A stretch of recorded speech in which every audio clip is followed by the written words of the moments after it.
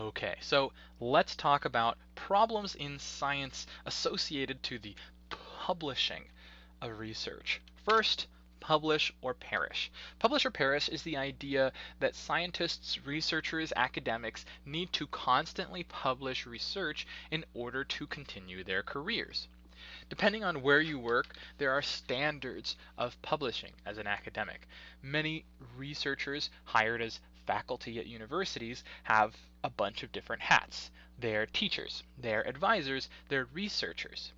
Now, depending on where you work, research and teaching can be totally different standards for practice. In some universities, teaching is the most important thing.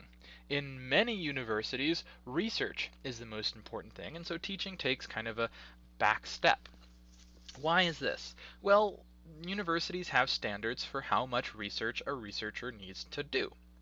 Let's say you might publish one paper every 2 to 3 years in lots of universities, with higher universities, maybe mid-tier, looking for maybe 1 to 3 publications every 5 years. And maybe some universities looking for at least 1 or 2 publications per year. And then higher tier, highest tier universities looking for at least a couple, 2 or 3 published research papers per year. Research takes a lot of time.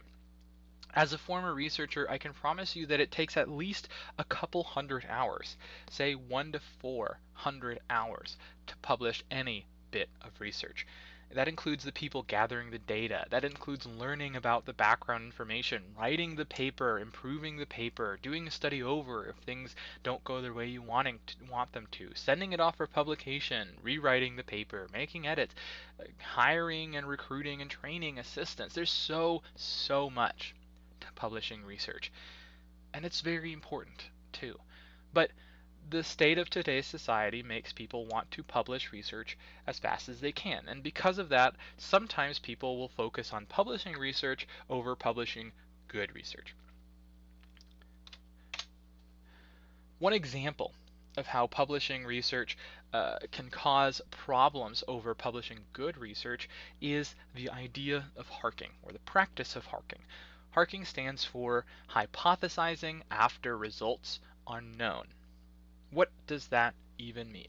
Well, let's say that you're trying to do research on whether certain types of dogs, certain breeds of dogs, do better in training to learn to not bite as puppies. So you gather data about how much did a bunch of different dogs bite, how much did the training help them, how much, as well as their dog breeds.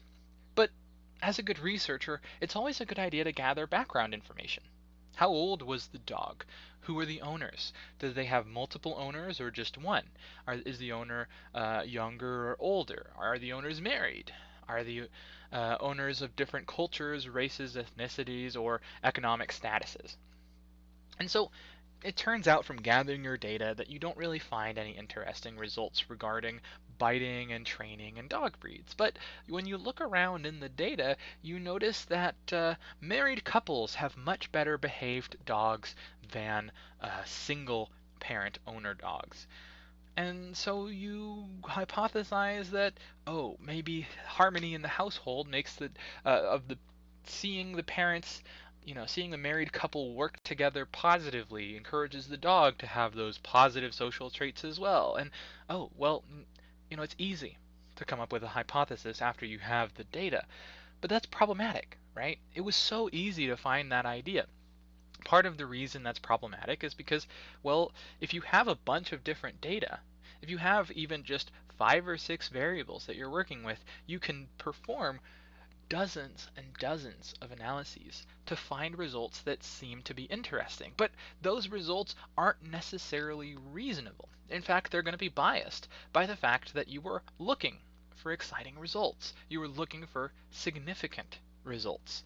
And so if you hypothesize before you do your research and before you gather your data, you're going to be safe from having bias in your interpretations of the results. But if you gather data and then hypothesize about what the data means, you have a chance of coming up with something that's not realistic, coming up with something just by chance and pretending like you came up with it on purpose.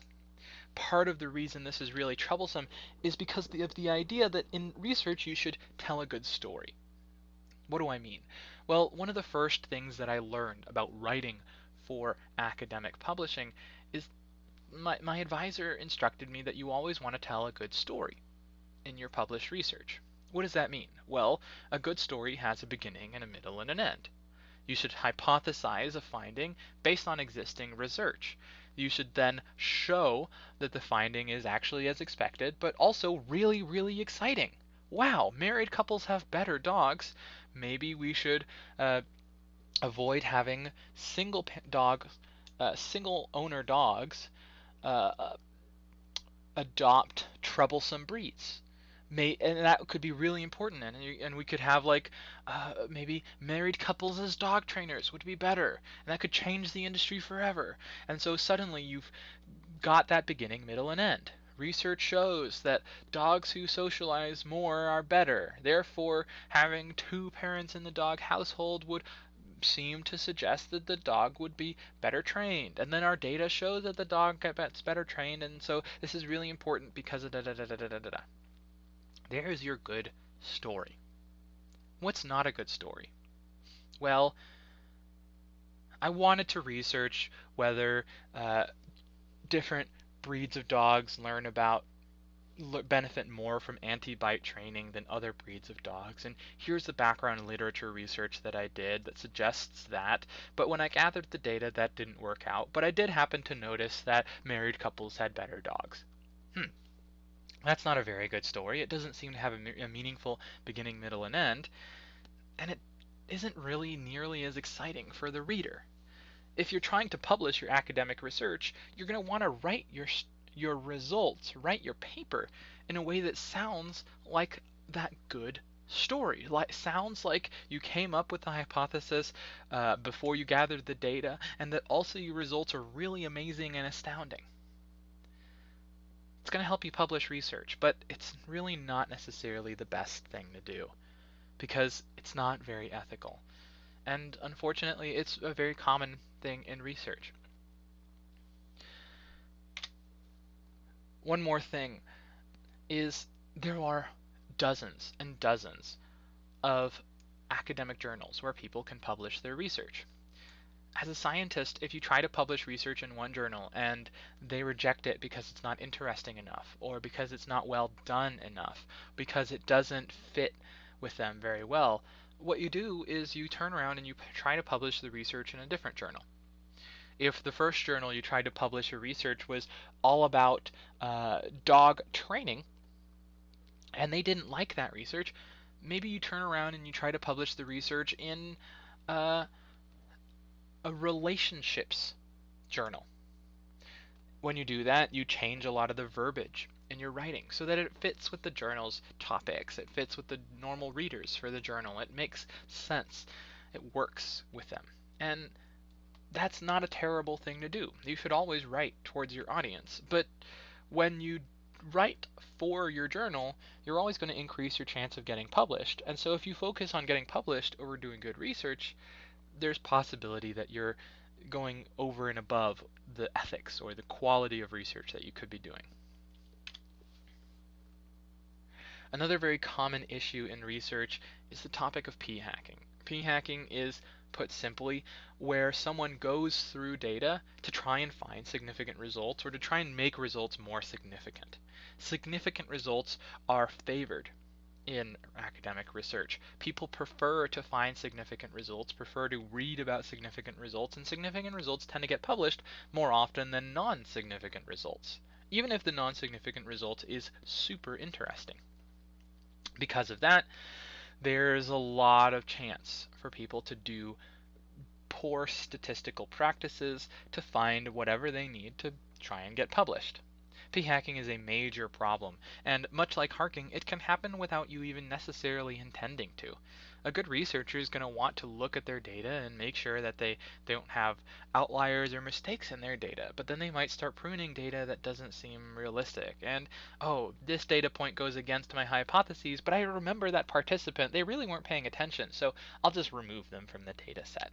Eventually, you'll find yourself looking for significant results instead of looking for true results. Now, I've talked a lot of negativity about research, and I don't want that to be the message that I'm sending out. Research is good. There are currently more scientists in the world than there have been in the history of science. And therefore, there's also more research being pumped out right now than there ever has been in the history of research. What does that mean for us? What does that mean for researchers? Well, first and foremost, there's a lot of data in the world. And no matter how much people publish, and no matter how much competition they have to publish, the data is still data. The things that people are working on are still going to have value to them because in the future people can use those findings for their own research. So no matter how people spin it, no matter the story that people tell, that information will be beneficial eventually. The idea that words are words for other words is something that gets both troublesome and beneficial. What do I mean? Well, in science, researchers talk about their findings in lots of different ways. They want to make sure their findings sound exciting. They want to make sure to talk in the vocabulary of their area of research. But eventually, people will find your research. Sometimes, because the words that you use to describe your research are not familiar to everyone, your research can be hard to understand. Sometimes researchers go through an era of doing research that has already been done because they just aren't familiar with the fact that a different area of psychology has already done that research. That's not terrible. It allows for people to have uh, individual, completely different attempts at doing research, and it allows for the redundancy that makes research wonderful. What am I talking about? The fact that we don't always have the exact same people doing the exact same research, talking about it in the exact same ways, means that, yeah, sometimes the research will be duplicated, sometimes we'll miss information that could have been useful for your hypotheses, but also we'll always have other things that we can look at. We'll always have extra data, extra information, and in the future that stuff will be beneficial so that we can compare it and talk to each other and try to understand overall pictures of findings. Finally, the review and textbook opportunities that research provides are wonderful. There's a lot of guff that comes out of research, and I've talked about findings that maybe aren't important or aren't realistic that get published. But there are trends in research. Science that works over and over again. If someone thinks something is a good idea and they try to do it again and it doesn't work, it'll die off. But if it does work, if it is exciting, if it's useful to people, more people will do more research, more follow-up studies, and in conferences and in review articles and in textbooks, that information will pop up. Psychology textbooks from 10 years ago are no longer useful because the information in them has become outdated. Psychology is a new science, and the wonderful thing about psychology is that we are still learning so much about how people work. And that's true about all sciences. So, thanks to the fact that, thanks to the way research methods have been taught, thanks to the skills you've learned in this class, you'll be able to identify good versus bad research. You'll be able to look at the accountability of research and decide for yourself whether you believe it or not. You'll be able to look at the broad scope of research and say, hey, there are 5 different articles saying this and only 1 article saying that, so maybe I should put a little bit more trust behind those 5 different articles. And over time, research will get better. There are many different ways that research can get better, such as having people register their research before they do it. That's where you tell a journal, hey, I have these hypotheses, I'm going to use these methods to gather this data, and regardless of what happens, the journal will agree to publish the research. And that allows for accountability on both sides. If you want to learn more about positive trends, things that are getting better in the world about research, I am more than happy to talk about it, and I'll include a couple of links about research registration at the end of the materials. Hopefully this has been interesting and not too dour. Have a great day.